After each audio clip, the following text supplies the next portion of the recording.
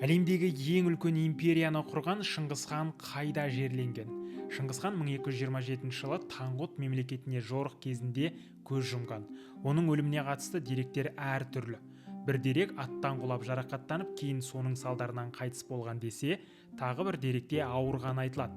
Шыңғыс ханның сүйегі қайда жерленгеніне қатысты да түрлі деректер айтылады. Рашид ад-Дин Шыңғыс хан сүйегі Бурхун Халдун тауының басына қойылған дейді. Тағы бір деректе Моңғол империясының әскері ағып жатқан өзенді бұрып, Шыңғыс ханды жерлеп, қайта өзенді орнына қоя берген деседі. Марко Поло жазбаларында Шыңғыс ханның моласын қарапайым халық білмегенін, ханның ұрпақтары Алтай тауына жерленгенін жазады. Кейбір деректерде Шыңғыс ханды жерлеуге қатысқан әскерилердің барлығы өлтірілгені айтылады. 800 жылдан аса уақыт өтсе де, археология мен спутник технологиялар дамыса да, Шыңғыс ханның жерленген жері табылмады.